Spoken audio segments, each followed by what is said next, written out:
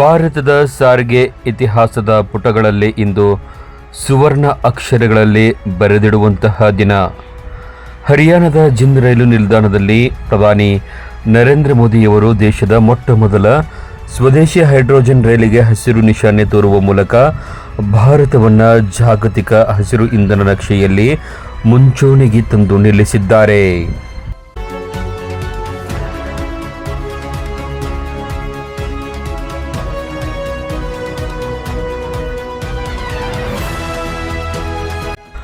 ಭಾರತೀಯ ರೈಲ್ವೆ ಇತಿಹಾಸದಲ್ಲೇ ಹೊಸ ಕ್ರಾಂತಿ ಉಂಟು ಮಾಡಿದ್ದ ವಂದೇ ಭಾರತ್ ರೈಲು ಬೆನ್ನಲ್ಲೇ ಪರಿಸರ ಸ್ನೇಹಿ ದೇಶದ ಸುಸ್ಥಿರ ರೈಲು ಸಾರಿಗೆಗೆ ಪೂರಕವಾದ ಭಾರತದ ಮೊದಲ ಹೈಡ್ರೋಜನ್ ಚಾಲಿತ ರೈಲಿಗೆ ದೇಶದ ಪ್ರಧಾನಮಂತ್ರಿ ನರೇಂದ್ರ ಮೋದಿಯವರು ಜುಲೈ 17ರಂದು ಚಾಲನೆ ನೀಡಿದರು. ಹೈಡ್ರೋಜನ್ ರೈಲುಗಳನ್ನು ಹೊಂದಿರುವ ಕೆಲವೇ ರಾಷ್ಟ್ರಗಳಲ್ಲಿ ಭಾರತವು ಸೇರ್ಪಡೆಯಾಗಿದೆ.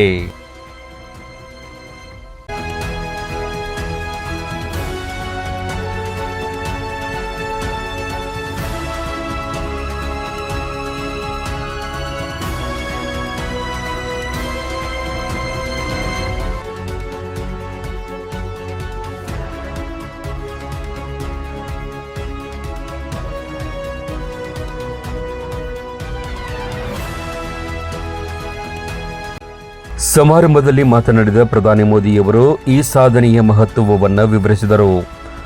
ಭಾರತದ ಮೊದಲ ರೈಲು ಮುಂಬೈ ಥಾಣೆ ನಡುವೆ ಸಂಚರಿಸಿದಂತೆ ಇತಿಹಾಸದಲ್ಲೇ ಹೈಡ್ರೋಜನ್ ರೈಲು ಎಂದು ಉಲ್ಲೇಖವಾಗುವಾಗಲೆಲ್ಲ ಜಿಂದ್ ಮತ್ತು ಹರಿಯಾಣದ ಹೆಸರು ಅಚ್ಚಿಳಿಯದೆ ನೆನಪಿನಲ್ಲಿ ಉಳಿಯುತ್ತದೆ ಎಂದರು. ಈ ರೈಲು ಕೇವಲ ಸಾರಿಗೆ ಸಾಧನವಲ್ಲ, ಇದು ಭಾರತದ ಇಂಜಿನಿಯರಿಂಗ್ ಸಾಮರ್ಥ್ಯದ ಸಂಕೇತ. ಸಂಪೂರ್ಣವಾಗಿ ದೇಶೀಯ ತಂತ್ರಜ್ಞಾನದಲ್ಲಿ ಮೇಕ್ ಇನ್ ಇಂಡಿಯಾ ವಿನ್ಯಾಸಗೊಳಿಸಲಾದ ಈ ರೈಲು ಭಾರತದ ಸ್ವಾವಲಂಬನೆಯನ್ನು ಜಗತ್ತಿಗೆ ಸಾರಿದೆ ಎಂದರು. 2014ಕ್ಕೂ ಮುನ್ನ ಡೀಸೆಲ್ ಮೇಲೆ ಅತಿಯಾಗಿ ಅವಲಂಬಿತವಾಗಿದ್ದ ರೈಲ್ವೆಯು ಇಂದು 99% ವಿದ್ಯುತ್ಕರಣಗೊಂಡಿದೆ. ಇದೀಗ ಹೈಡ್ರೋಜನ್ ರೈಲಿನ ಮೂಲಕ ಮುಂದಿನ ಹಂತದ ಹಸಿರು ಕ್ರಾಂತಿಗೆ ಅಡಿಪಾಯ ಹಾಕಲಿದೆ ಎಂದು ಪ್ರಧಾನಿ ಬಣ್ಣಿಸಿದರು. सदी के रेलवे की पहचान स्टीम इंजन से बने थे. 20वीं सदी की पहचान डीजल और बिजली से चलने वाली रेल बनी और अब 21वीं सदी की रेल हाइड्रोजन से चलने वाली है. आज जिंद से सोनीपत के बीच हाइड्रोजन ट्रेन चली है. अब ये सफर 90 किलोमीटर का है. दुनिया में 3 या 4 देश ही हैं जिनके पास हाइड्रोजन ट्रेन चलाने का सामर्थ्य है. जो ये हाइड्रोजन ट्रेन है उसके सामर्थ्य के बारे में सुनकर आपको भी गर्व होगा. जो जिंद से सोनीपत को चलने वाली हाइड्रोजन ट्रेन दुनिया की सबसे ताकतवर हाइड्रोजन ट्रेन है. ये हाइड्रोजन ट्रेन 3200 हॉर्स पावर की है. भारत की हाइड्रोजन ट्रेन सबसे लंबी भी है. भारत ने पहली बार में सीधे 10 कोच वाली हाइड्रोजन ट्रेन चलाकर दुनिया में अपना झंडा गाड़ दिया है. भारत की यह हाइड्रोजन ट्रेन धुआं रहित तो है ही, ये मेक इन इंडिया का भी एक बहुत सफल उदाहरण है. इस हाइड्रोजन ट्रेन को भारत के ही इंजीनियर्स ने डिजाइन किया है. भारत की ही कंपनी ने इसको बनाया है. आने वाले समय में यहां हाइड्रोजन ट्रेन से जुड़ा और भी इंफ्रास्ट्रक्चर बनेगा जो हाइड्रोजन ट्रेन नेटवर्क की जरूरतों को पूरा करेगी. यानी इस ट्रेन से रोजगार के अनेक नए अवसर बनने तय है. हिंद का, हरियाणा का नाम इतिहास के पन्नों में दर्ज हो गया है. आज यहां से देश को पहली हाइड्रोजन ट्रेन मिली है. भविष्य में जब भी हाइड्रोजन ट्रेन का जिक्र आएगा तो जिंद का, सोनीपत का, हरियाणा का नाम भी आएगा ही आएगा.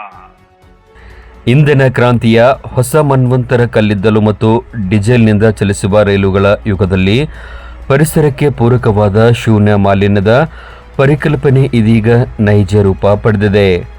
ಹೈಡ್ರೋಜನ್ ಫ್ಯೂಯಲ್ ಸೆಲ್ ತಂತ್ರಜ್ಞಾನವನ್ನು ಬಳಸುವ ಈ ರೈಲು ಕಾರ್ಯಾಚರಣೆಯ ಸಮಯದಲ್ಲಿ ಹೊಗೆಯ ಬದಲಾಗಿ ಕೇವಲ ಶುದ್ಧ ನೀರಿನ ಹಬೆಯನ್ನು ಮಾತ್ರ ಹೊರಸೂಸುತ್ತದೆ.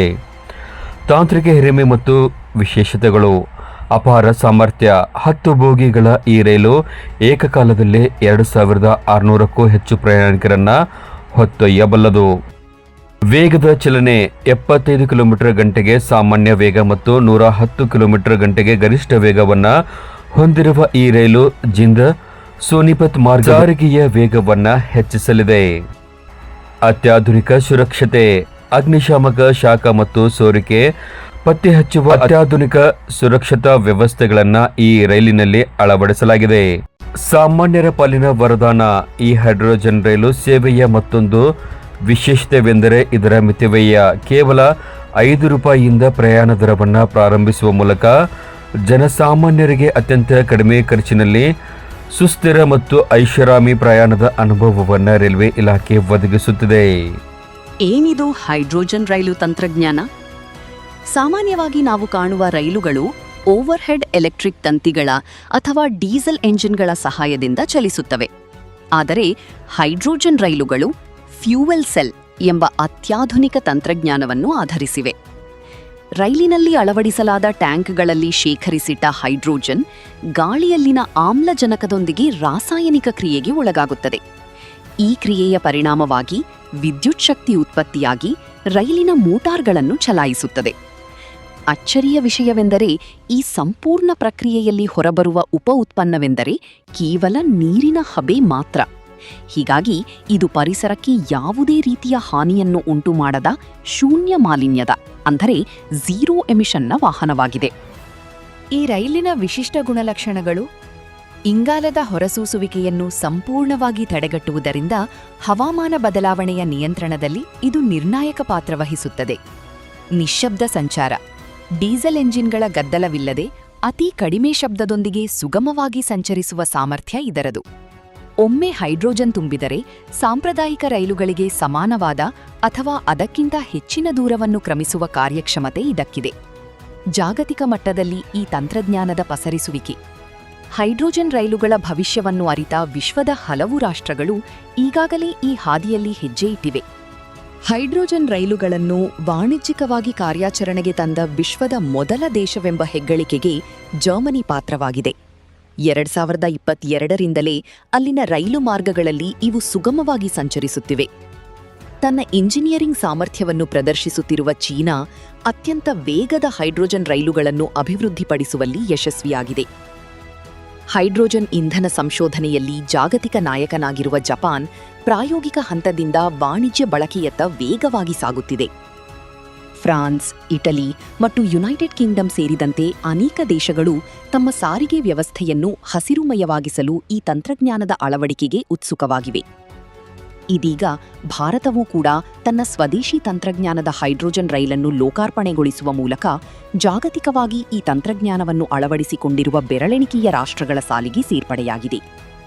ಇದು ಕೇವಲ ಒಂದು ರೈಲಿನ ಪ್ರಾರಂಭವಲ್ಲ, ಸ್ವಾವಲಂಬಿ ಮತ್ತು ಪರಿಸರ ಪ್ರಜ್ಞೆಯುಳ್ಳ ನವಭಾರತದ ನಿರ್ಮಾಣದ ಸಂಕೇತವಾಗಿದೆ. ತಂತ್ರಜ್ಞಾನ ಮತ್ತು ಪ್ರಕೃತಿಯ ನಡುವೆ ಸಮತೋಲನ ಕಾಯ್ದುಕೊಳ್ಳುವ ನಿಟ್ಟಿನಲ್ಲಿ ಹೈಡ್ರೋಜನ್ ರೈಲು ಸಾರಿಗೆ ಕ್ಷೇತ್ರದ ಅತ್ಯಂತ ಸುಸ್ಥಿರ ಭವಿಷ್ಯವಾಗಿದೆ.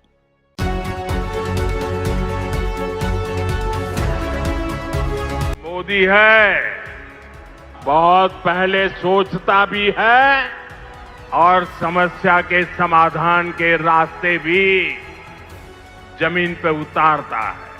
करीब 90 साल में पूरे देश का जो रेल नेटवर्क था उसका सिर्फ 30%, 1/3 से भी कम रेल नेटवर्क का बिजलीकरण हो पाया था. बीते 12 वर्षों में भारत के करीब 99% रेल नेटवर्क का बिजलीकरण हो चुका है. हरियाणा में रेल नेटवर्क का 100% बिजलीकरण हो गया है। तेल का संकट पैदा होने के बावजूद भी भारत की रेल रुकी नहीं है, भारत की विकास की गाड़ी अटकी नहीं है, ट्रेनें निरंतर चलती रही।